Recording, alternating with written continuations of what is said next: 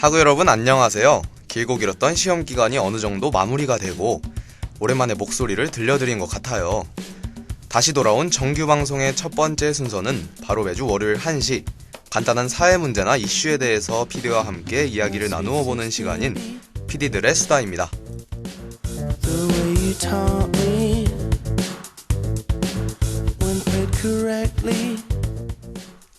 요새 가장 뜨거운 이슈는 바로 최순실 사태가 아닐까 싶은데요. 신문이나 뉴스를 즐겨보지 않는 저조차도 매일 SNS에 글이 올라오고 또 친구들이 이야기하는 걸 자주 듣다 보니 어느새 이미 알게 되고 또 관심을 갖게 되었는데요. 지난주 금요일에는 이와 관련하여 범정관 앞에서 총학생회 주최로 우리 대학 역시 시국선언을 하기도 했습니다.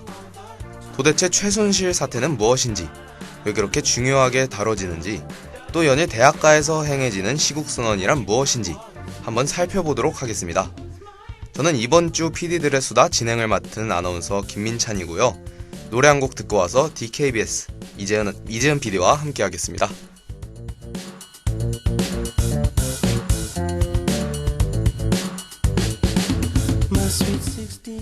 이제는 말할 수 있다. PD들의 수다.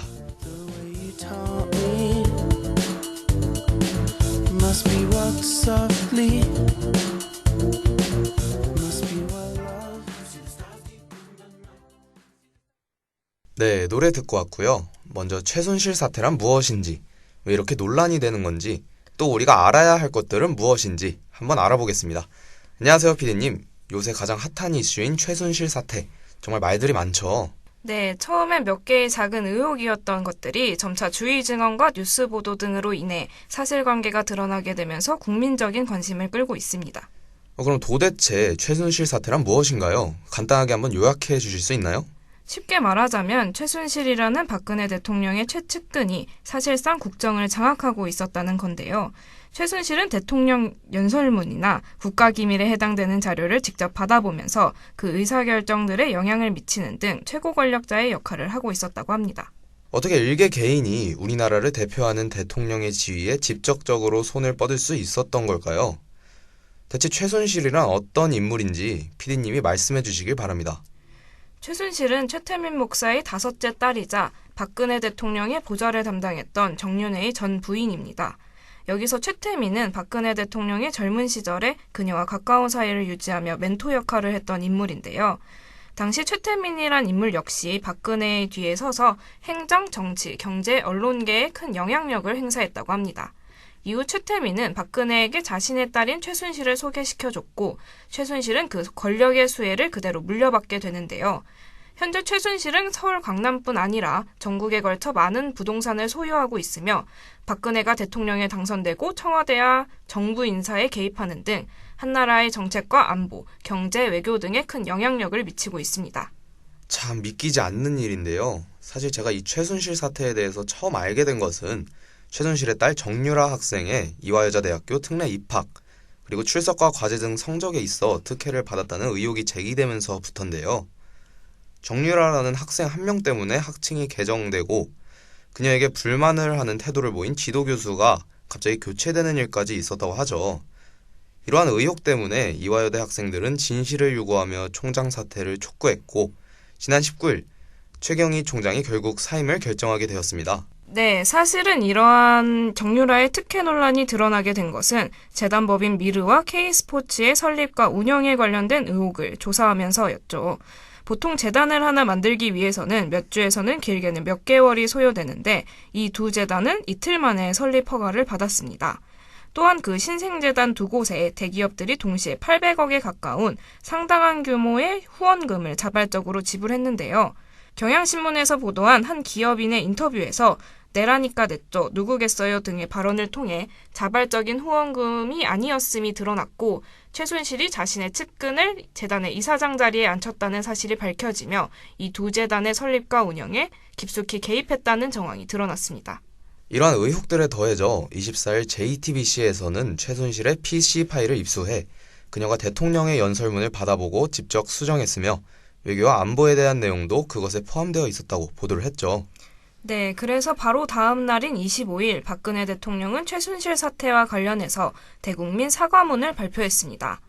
최순실이 과거 자신이 어려움을 겪을 때 도와준 인연으로 일부 연설문이나 홍보물의 표현에 도움을 받은 적이 있다고 말하며 연설문 유출에 대해 일부 시인을 했죠.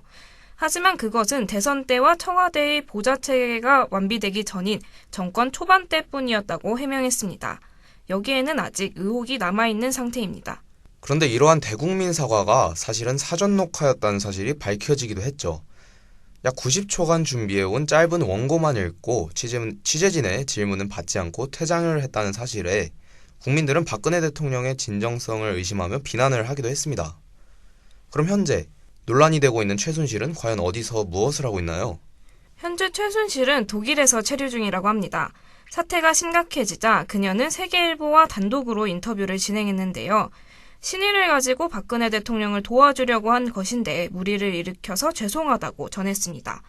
또한 국정 개입 의혹에 관련된 질문에 대해서는 기억이 잘 나지 않는다고 하면서 그것이 국가기밀인지는 전혀 몰랐다고 대답했습니다.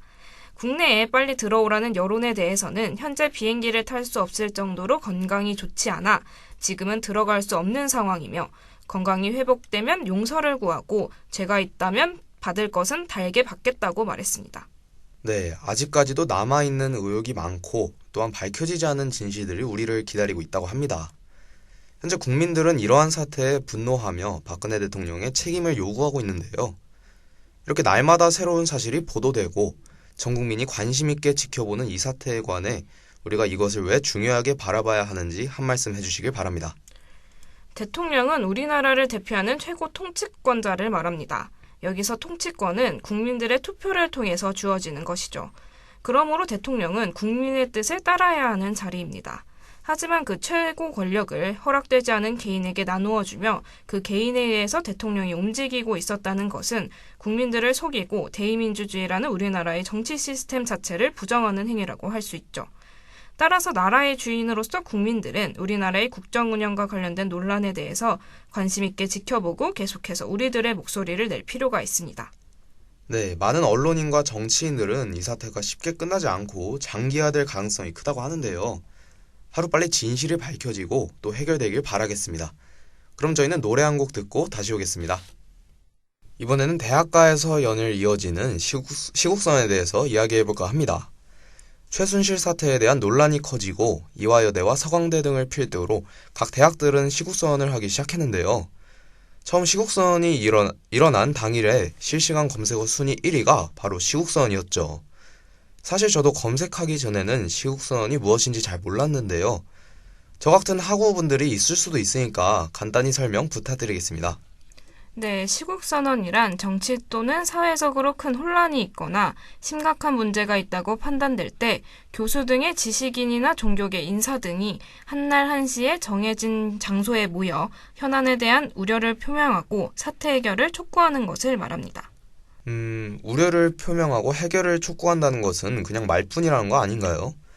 그럼 시국선언으로서 인해 뭔가 달라진다거나 무슨 효과가 있지는 않은 건가요? 말에는 아주 강력한 힘이 있죠. 시국선언을 발표한다고 해서 당장 문제가 해결되는 것은 아니지만 지식인들이 한 가지 사안에 깊은 관심을 가지고 있으며 빨리 해결되길 지켜보고 있겠다는 선언을 함으로써 국민들의 관심을 불러일으킬 수 있고 또한 충분히 정부에 부담감과 압박감을 줄 수 있습니다. 그렇다면 시국선언이 실제로 뭔가 변화를 주거나 문제 해결에 도움이 되었던 적은 있나요? 대표적인 시국선언은 4.19 혁명이 일어난 직후인 1960년 4월 25일 당시 이승만 정권의 부정선거 등 독재에 항거하며 대학 교수들이 했던 시국선언이 있죠. 이때 이승만 대통령은 시국선언 다음 날 하야를 결정한 바가 있습니다. 이후 1986년 3월 전두환 정권 당시 고려대학교 교수 28명이 직선제 개헌을 요구하는 시국선언을 발표한 적이 있으며 2009년 이명박 정부 때도 대학 교수와 종교인 등 많은 사람들이 민주주의의 후퇴에 우려하며 약 10차례에 걸쳐 시국선언을 진행한 바 있습니다. 네, 그런데 이번 시국선언은 대학생들을 중심으로 확산되는 분위기인데요. 가장 첫 번째 순서가 정유라 학생의 특혜 논란과 이로 인해 총장 사퇴가 있었던 이화여대였죠. 26일 이화여대 총학생회는 박근혜 대통령이 대선 당시에 내걸었던 내 꿈이 이루어지는 나라라는 슬로건을 인용해 대한민국 최순실의 꿈이 이루어지는 나라입니까? 라는 표어를 내세우며 시국선언문을 발표했습니다. 이날 오후 박근혜 대통령의 모교인 서강대학교 총학생회도 시국선언에 동참했는데요. 이들은 서강대의 슬로건 그대 서강의 자랑이듯 서강 그대의 자랑이여라를 인용하며 선배님 서강의 표어를 더 이상 더럽히지 마십시오 라고 주장했습니다. 이러한 분위기는 경희대, 성균관대, 연세대, 한양대, 숙명여대로 이어져 지난주 금요일에는 우리 대학에서도 박근혜 정부의 국정농단과 헌정유린, 비선실세 개입 사태를 규탄하는 시국선언이 범정관 앞 분수대에서 있었습니다. 최순실이 우리 대학 출신이라고 하죠. 네, 우리 대학의 영문학과 졸업생이라고 알려졌는데요. 사실은 학사학위를 부여받은 졸업생이 아닌 그저 청강생이었다고 합니다.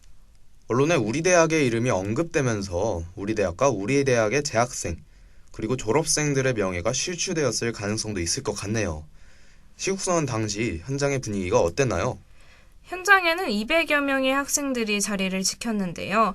총학생회장을 비롯해 다양한 연대 단위가 참석해 발언을 함으로써 강인한 의지를 보여줬습니다. 강성진 총학생회장은 국민을 위한 대통령은 없었다고 말하며 박근혜 대통령이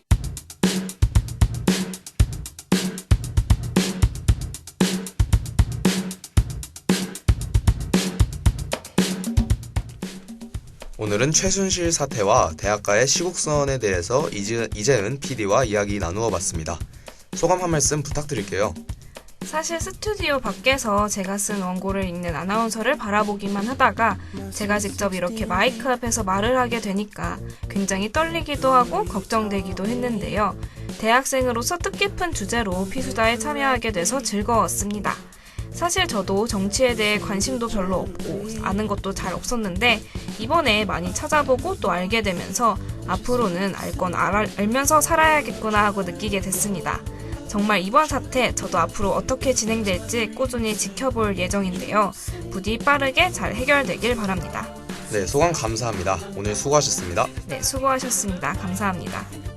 네, 저 역시 요즘 가장 뜨거운 이슈를 학우 여러분들께 전하게 되어 기쁜데요. 다만 한 가지 아쉬운 건 이게 사실 녹음 방송이에요. 그래서 주말 사이에 또 다른 사실이 밝혀지거나 뭔가 변화가 생겼을 수도 있는데 그것까지는 다루지 못해서 죄송하다는 말씀 꼭 드리고 싶고요. 저희 PD들의 수다, 다음 주에는 다른 진행자와 함께 또 다른 사회적인 문제나 이슈에 대해 이야기 나눠보도록 하겠습니다. 감사합니다.